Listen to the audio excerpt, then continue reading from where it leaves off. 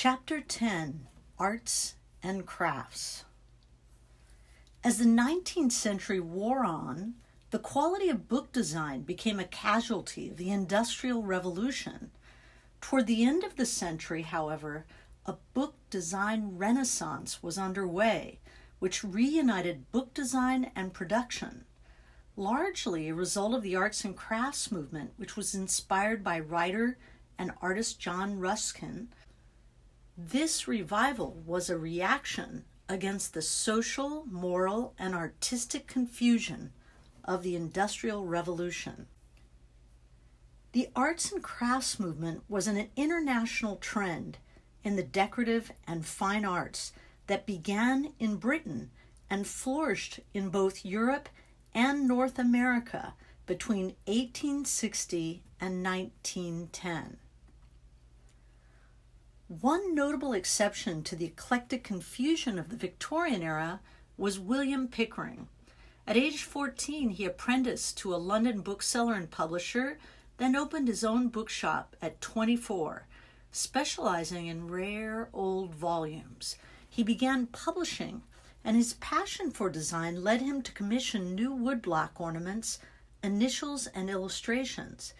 He maintained control over format, type, illustrations, and all visual considerations. Here's his design for the elements of the Euclid, in which color replaced alphabetic labeling to identify lines, shapes, and forms in the geometry lessons. Here's a title page he created for the Book of Common Prayer. The intricacy of Gothic architecture and heraldic devices are convincingly depicted in this title page.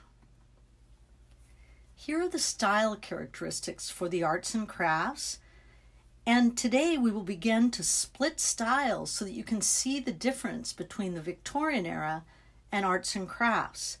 As we move along through the course, we will add more styles, and eventually you'll learn to see the differences very clearly between them. Arts and crafts also features stylized natural forms, leaves, flowers. It uses something called horror vacui, which is crowding of design elements in the field. There's a use of past styles, especially medieval figures or historicism, and it was a private press movement of books. William Morris was a pivotal figure in the arts and crafts movement. His deep concern about the problems of industrialization and the factory system led him to implement Ruskin's ideas and to address the tastelessness of mass-produced goods and the lack of honest craftsmanship through a reunion of art and craft. He was the leader of the arts and crafts movement who called for a fitness of purpose, truth to the nature of materials and methods of production, and individual expression by both designer and worker. A pivotal figure, really, in the history of design, he proved to be a brilliant two-dimensional pattern designer. He began working on fonts in the late 1800s. He started the Kelmscott Press, which produced his Golden, Troy, and Chaucer typefaces. And he was also responsible for the printing of books. Enter Jane Burden, the exquisitely beautiful daughter of a poor Oxford stableman. The artist and poet Dante Gabriel Rossetti was so struck by her beauty that he persuaded her to pose as a model, as he felt she embodied the beauty of the pre-Raphaelite painters. She was the muse and lover of both Morris and Rossetti. An avid reader and accomplished pianist, it is said that the love Morris felt for her was so great that he closed his eyes to her affair with Rossetti, and she broke it off when she found out that Rossetti had a drug addiction. During the process of establishing their home, the Red House, Morris discovered the appalling state of Victorian product and furniture design. Over the next several years, he designed and supervised the execution of furniture, stained glass, and tapestries for the Red House. He established an art decorating firm which began to assemble teams of craftsmen that eventually included furniture and cabinet makers, weavers and dyers, stained glass fabricators, and potters and tile makers. His 1883 fabric design demonstrates his close study of botany and drawing fluency. His willowy patterns wove decorative arabesques of natural forms. He tried to implement John Ruskin's ideas that art and craft could combine to create beautiful objects, from buildings to bedding. A moral concern over the exploitation of the poor led him to embrace socialism. Instead of featuring rooms in a rectangular box behind a symmetrical facade, the Red House had an L-shaped plan that grew out of functional interior space planning. When it came time to furnish the interior, Morris designed and supervised the execution of everything in the house. Here we see a terrific example of the arts and crafts. Notice that we see stylized plants and leaves. They don't look naturalistic as they did in the Victorian era. We also see a crowding of design elements in the field. There isn't much white space there. Morris was committed to recapturing the beauty of Incubala books. He founded a private press called Kelmscott Press, and there he designed his typefaces, golden, based on the Venetian Roman faces of Nicholas Jensen; Troy, a black letter typeface based on the Incubala Gothic types of Peter Schoeffer, Anton Koberger, and Gunther Zehner in Chaucer, a small version of Troy. Here we see a title page spread from the works of Geoffrey Chaucer, 1896. Notice again the historicism. There is a looking back to past styles, the horror vacui, the crowding of design elements in the field, and these very stylized plants and leaves. It also looks like an open book, and because arts and crafts is a private press movement, if you see an open book, it's a good clue. A system of type, initial, borders, and illustrations were combined to really create that dazzling Kelmscott style.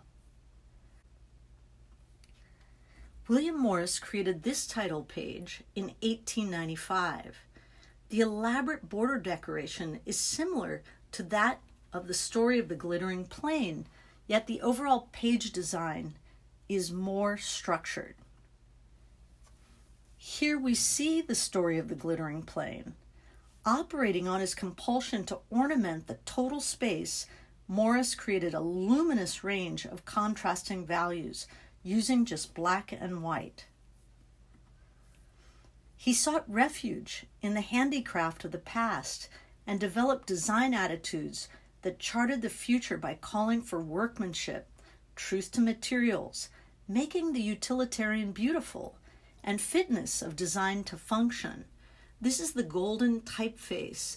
This font inspired renewed interest in Venetian and old-style typography.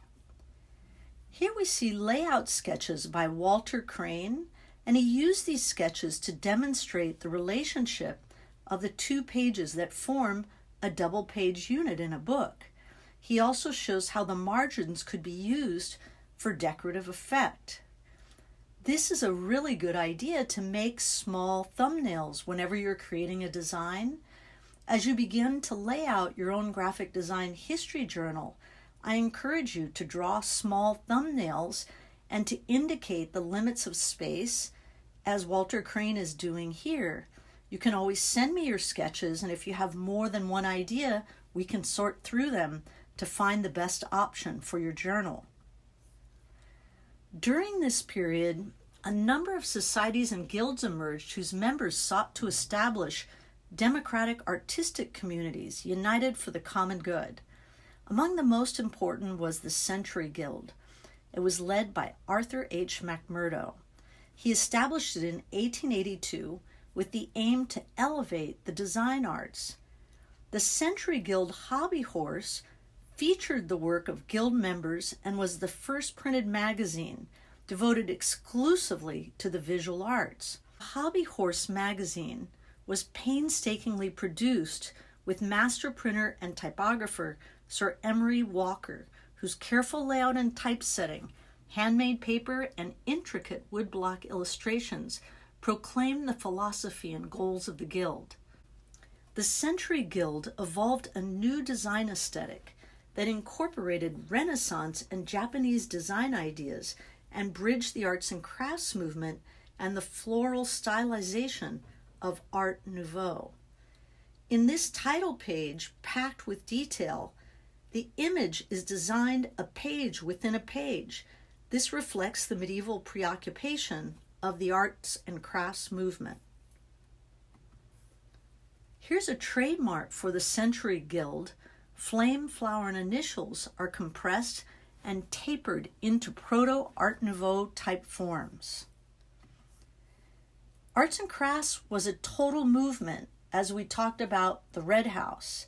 Here we see Arthur McMurdo's chair. In developing this decorative pattern of stylized plants and leaves, McMurdo carefully considered visual design qualities and structural strength. Unifying construction and ornament became an important characteristic of Art Nouveau. Here we see McMurdo's title page for Rennes city churches. The plan forms are stylized into flame-like undulating rhythms that compress the negative space between them. This establishes a positive and negative interplay between black ink and white paper. Here is a woodcut where the potential of shape and pattern as visual means to express thought and feeling is realized in this graphic elegy for illustrator-engraver Arthur Burgess. A blackbird flies toward the sun over mournful downturned tulips. Other private presses were established in Europe, and they included the Essex House Press, founded by Charles Ashby, Dove's Press, and the Irani Press, run by Lucian and Esther Pizarro. In this particular logo created by Herbert Horn, we see the Aldine dolphin. Do you remember this logo from the Renaissance time? Joined in a heraldic lion on the press's emblem. Lucian and Esther Pizarro collaborated on designing, wood engraving, and printing books. They combined traditional sensibilities of the private press movement with an interest in the blossoming Art Nouveau movement and Expressionism. Here we see Brook type created by Pizarro. A specimen shows the Roman structure, slab serifs, and decorative details of Pizarro's private press typeface. It's very easy to read. Additional contributions to book design and typography covered in this chapter occurred in the Netherlands, Germany, and the United States. Here we see the medieval overtones of Crane's version of the Chiswick mark, in contrast to the more simplified version by Horn, and it demonstrates the divergent viewpoints of the period. Here's the Essex House Press emblem. This full-page woodcut metaphorically relates the Guild of Handicraft with the bee seeking a flower. It appears on the colophon page of the Essex House Psalter. And here we see the Psalter with hand-cut woodblock initials, calligraphic type, handmade paper, and hand-press printing, where they're all combined to recreate the quality of the Incuabula book. Lewis Reed created this title page for an essay on Walt Whitman. The Roycroft Press commissioned this design, as he was quite a prominent designer at the time. The American Type Founders, ATF Company, established an extensive library and played a major role in reviving past designs. Morris Benton, head of typeface development at ATF, designed important typeface revivals like Bodoni, Garamond, and the Cloister family based on Jensen. After carefully studying human perception and reading comprehension, Benton developed Century Schoolbook for use in textbooks. It's still very popular today. Here we see a display catalog that shows demonstrations of the Garamond revival with Cleland ornaments. Here's a look at some of the amazing type fonts that Morris Benton created. Alternate Gothic in 1906, Century Schoolbook in 1920. Clearface in 1907, Cloister Bold, followed by Franklin Gothic and News Gothic, then Souvenir and Stymie Medium. So now let's take a look at contemporary design and how arts and crafts informs it. Here are some ex libri designed using the arts and crafts style by Daniel Mitsui. Notice the stylization of natural forms as well as the horror vacui, or the crowding of design elements in the field. The arts and crafts style is still very, very popular. In fact, you can go online and find arts and crafts furniture. It's quite expensive and collectible. We see it in rugs, we see it in fashion, we see it in jewelry. On both the midterm and final, you'll see images you may not have ever seen before, and you will have to determine what style it is. In order to do that, I need to teach you to see style, to see the differences between styles based on style characteristics. So today we're starting by just splitting hairs between Victorian era and arts and crafts. Now the Victorian era has chromolithography, so that's a full range of color printing. Sometimes the arts and crafts is just in black and white, or maybe black and white and one color. So that would help you know the difference between the two. There's naturalistic renderings in the Victorian era. They want things to look like the way they really do in real life, where arts and crafts is not naturalistic, it's stylized, so it's abstracted. It doesn't look like nature. In other words, the artist is abstracting the design and simplifying it. You've got very, very decorative type in the Victorian era, where in the arts and crafts, because of historicism, you might see a medieval letter form, but the typography also might be very, very clean, as there were very easy to read fonts designed by designers in the arts and crafts time, versus throwing everything in the kitchen sink into the decorative type of the Victorian era, which often can look like it belongs on the side of a circus wagon. The Victorian era has lots of ornament and ephemera, all those busy borders where they put many things in there so that you could scrapbook them in the Victorian era. If it looks like an open book, remember that arts and crafts is a private press movement of books, and this can help you see the difference. So in this image, we see naturalistic rendering. They wanted this to look like it really did in real life, so this is Victorian. All right, let's take a look at this type. Does it look historical? Yeah, it's got like that medieval lettering, which is historicism. And then look at the stylization of the plants and leaves. This is arts and crafts. It could be packaging. Here we see very decorative type, so we know we're looking at the Victorian era. Remember, Charles Dana Gibson set the standard for the Gibson girl and that archetype of beauty during the Victorian era. Notice in the Victorian era, women wore corsets. Their posture tends to be very, very upright.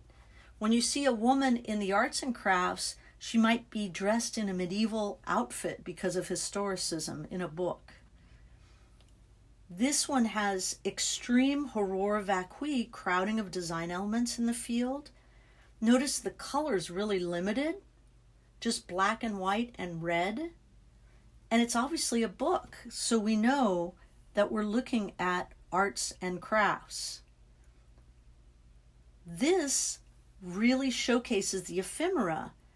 The Valentine's cards, if it's a Valentine card, an Easter card, you're looking at Victorian. Okay, this is totally animated, the entire space. It looks like historicism in the imagery, and we see the stylized plants and leaves. It's arts and crafts. Here we see type that to me looks like it could be on the side of a circus wagon, so we're looking at Victorian. This little snippet of wallpaper has stylized plants and leaves. It's got to be arts and crafts. All right, we see some packaging. It's chromolithography on tin. The typography is quite decorative. We can tell that we're looking at Victorian. Here as well, we see very decorative type. And this is telling us the mishmash of typography that we're looking at the Victorian era. Here's another Victorian era piece. Again, all those little banners and borders. Here is a children's book illustration. That's going to be Victorian, along with a Valentine's card. Here's a piece of furniture, but do you notice the stylized plants and leaves? This is arts and crafts. There's a high attention paid to the craftsmanship of this piece. This rather humorous image shows the sweetness and the nostalgia that was really popular during the Victorian time. We even see a Victorian tin there. So we're looking at the Victorian era. Obviously, this is a book, and it's a private press movement. We see horror vacui, we see historicism. It's arts and crafts. Likewise, this kind of stylization lets us know we're looking at arts and crafts. This as well, the horror vacui. All right, it's selling an electric corset. This has got to be the Victorian era. Look at the mishmash of type styles going on there. The Gibson Girls are back. It's Victorian. All right, we see a medieval letter form. Obviously, this is going to be arts and crafts. This typography is so decorative, it's so busy, and it's all put together in one image. This must be Victorian. And we see a wallpaper that has stylized plants and leaves. It's arts and crafts. And lastly, a Charles Dana Gibson piece. We see the clothing. We know we're looking at the Victorian era. Thanks for listening and splitting styles.